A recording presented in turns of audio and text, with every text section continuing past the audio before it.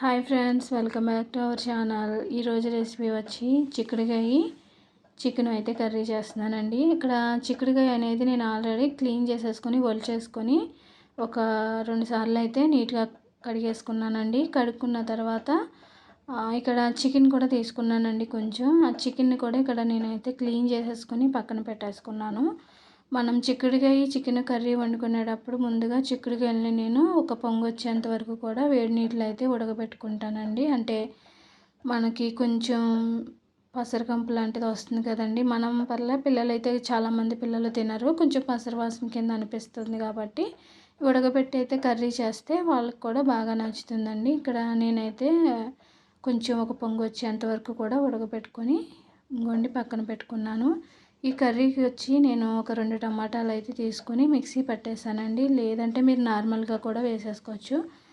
తర్వాత వెల్లుల్లిపాయ, జీలకర్ర, అల్లం అది కూడా మిక్సీ పట్టేసానండి. చికెన్ ఆల్రెడీ నేను క్లీన్ చేసేసుకున్నాను. ఈ కర్రీ కోసం అయితే ఒక 2 ఉల్లిపాయలు, కొంచెం కరివేపాకు, 2 పచ్చిమిర్చి అయితే తీసుకున్నానండి. మనం ముందుగా బాండీ పెట్టి కర్రీకి సరిపడా ఆయిల్ వేసుకొని ఆయిల్ వేడైన తర్వాత మనం దీంట్లోనూ కరివేపాకు, ఉల్లిపాయ, పచ్చిమిర్చి వేసుకొని మనం కొద్దిసేపు అయితే ఫ్రై చేసుకోవాలి. ఇక్కడ ఆనియన్స్ అనేది మనకి ఫ్రై అవ్వాలి కాబట్టి అండి ఒక్కసారి కలుపుకొని మనం మూత పెట్టేసుకోవాలి.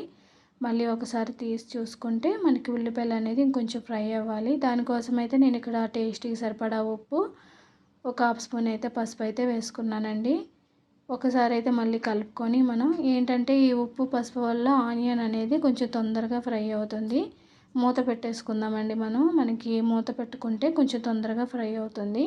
ఇక్కడ ఆనియన్ అనేది చక్కగా ఫ్రై అయిపోయింది, మంచి కలర్లో వచ్చిందండి. ఆనియన్ ఇలా ఫ్రై అయితే సరిపోతుంది. తర్వాత వచ్చి ఇక్కడ మనం ఆల్రెడీ మిక్సీ పట్టేసుకున్న టమాటా పేస్ట్ని దీంట్లో వేసేసుకోవాలి. లేదంటే మీరు టమాటాలని చిన్న చిన్న ముక్కల కింద కట్ చేసుకొని కూడా వేసుకోవచ్చు. కానీ దానికన్నా ఇలా పేస్ట్ వేసుకుంటే మనకి గ్రేవీ వస్తుంది. నెక్స్ట్ మనకి చాలా తొందరగా మగ్గిపోతుందండి. ఇక్కడ కొంచెం పచ్చివాసన పోయేదాకా ఫ్రై చేసుకోవాలి. ఒక్కసారి అయితే మొత్తం ఈ మిశ్రమాన్ని అంతా కూడా కలుపుకుంటే మనకి పచ్చివాసన పోయేదాకా ఫ్రై చేసుకోవాలి. ఇక్కడ మనకు ఆయిల్ అనేది చూసారండి ఇలా పైకి అయితే వచ్చింది, అంటే మనకి టమాటా అనేది చక్కగా మగ్గింది. తర్వాత నెక్స్ట్ వచ్చి దీంట్లోని చిన్న స్పూన్ తోటి 2 స్పూన్లు వెల్లుల్లిపాయ, అల్లం, జీలకర్ర పేస్ట్ అయితే వేసుకుంటున్నానండి. అది కూడా కొంచెం ఈ ఆయిల్లో ఫ్రై అయ్యేంత వరకు కూడా ఒకసారి కలుపుకుంటే మనకి కొంచెం పచ్చివాసన పోయేదాకా ఫ్రై చేసుకోవాలి.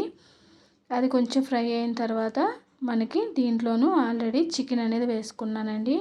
అంటే ఆల్రెడీ మనం చిక్కుడుకాయలని ముందుగానే మనం బాయిల్ చేసుకున్నాం కాబట్టి అవి ముందు వేసుకుంటే మనకి బాగా మెత్తగా అయిపోతాయి. అలా కాకుండా ముందుగా చికెన్ వేసుకొని చికెన్ బాగా మగ్గనిచ్చుకున్న తర్వాత వేసుకుంటే బాగుంటుందండి.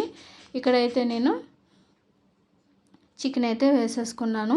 చికెన్ వేసేసుకున్న తర్వాత మనం మూత పెట్టేసుకుంటే చికెన్ అనేది మనకి ఆయిల్లో కొద్దిసేపు ఫ్రై అవుతుంది. తర్వాత నెక్స్ట్ వచ్చి మనం ఆల్రెడీ చక్కగా క్లీన్ చేసుకొని బాయిల్ చేసుకున్న ఈ చిక్కుడుకాయలను అయితే వేసేసుకోవాలి. ఇక్కడ చిక్కుడుకాయలు అనేది చిన్నవే కాబట్టి నేనైతే 2 ముక్కల కింద చేయకుండా మామూలుగానే చిక్కుడుకాయ పలంగా వేసేస్తున్నాను. మీరు కావాలితే 2 ముక్కల కింద అయితే తెంపుకొని వేసుకోవచ్చు. కానీ చిక్కుడుకాయ కర్రీ వండుకున్నప్పుడు మనం చిక్కుడుకాయని ఇలా వేసుకుంటే చాలా బాగుంటుందండి టేస్ట్ అనేది. చిక్కుడుకాయలను కూడా వేసుకున్న తర్వాత ఒకసారి మళ్ళీ కలుపుకొని మనం దీంట్లోకి టేస్ట్కి సరిపడా, అంటే స్పైసీ కానీ కారం ఎక్కువ తినే వాళ్ళైతే ఎక్కువగా వేసుకోవచ్చు. నేను 2 స్పూన్ల దాకా కారము, 1 స్పూన్ ధనియాల పొడి దాకా వేసానండి. వేసుకున్న తర్వాత ఈ మిశ్రమం అంతా కూడా మనకి ఇక్కడైతే కారం వేసుకున్న తర్వాత మనం ఒక్కసారి చికెన్కి చిక్కుడుకాయలకి కూడానండి కారం కలిసేంత వరకు కూడా కొద్దిసేపు అయితే కలుపుకొని మూత పెట్టుకుంటే మనము ఒక 2 మినిట్స్ కానీ 3 మినిట్స్ కానీ అప్పుడు మనకి కారం మసాలా అంతా కూడా బాగా కలుస్తుందండి కర్రీకి. మనం మూత పెట్టేసుకుని ఒకసారి మళ్ళీ తీసుకుని చూసుకోండి. ఇక్కడ కారం అనేది బాగా కలిసింది. దీంట్లో నేను 1 గ్లాసున్నర దాకా వాటర్ వేసుకున్నాను, లేదంటే 1 గ్లాస్ వాటర్ వేసుకున్నా సరిపోతుంది. ఆల్రెడీ చిక్కుడుకాయలని మనం బాయిల్ చేసుకున్నాం కాబట్టి ఇక్కడైతే 1 గ్లాసున్నర దాకా నేనైతే వాటర్ తీసుకున్నానండి. వాటర్ వేసేసుకున్న తర్వాత మళ్ళీ ఒకసారి అయితే మనం గరిటెతో కలుపుకొని మూత పెట్టేసుకుంటే మనం మీడియం సైజులో అయితే ఒక 10 మినిట్స్, సిమ్లీలో అయితే ఒక 15 మినిట్స్ అయితే ఖచ్చితంగా కర్రీకి మనకి పడుతుందండి కర్రీ టైం అనేది. దీంట్లో ఇంకా లాస్ట్ ఫైనల్ కొంచెం కొత్తిమీర యాడ్ చేసుకుంటే కర్రీ అనేది అయిపోతుంది. ఫైనలీ చిక్కుడుకాయ కర్రీ అనేది అయిపోయిందండి. చిక్కుడుకాయ కర్రీ ఎంతమందికి ఇష్టమో కామెంట్ చేయండి. నాకైతే చాలా ఇష్టం అండి. చాలా బాగుంటుంది ఇలా చక్కగాని చపాతీలో కానీ రైస్లో కానీ సూపర్ ఉంటుంది. ఫైనల్లీ నేను చేసిన ఈ చిక్కుడుకాయ కర్రీ అయితే ఎలా ఉందో ఖచ్చితంగా అయితే కామెంట్ చేయండి, లైక్ చేయండి, షేర్ చేయండి. మన ఛానల్ని అయితే సబ్స్క్రైబ్ చేసుకోండి. Thanks for watching. Bye friends.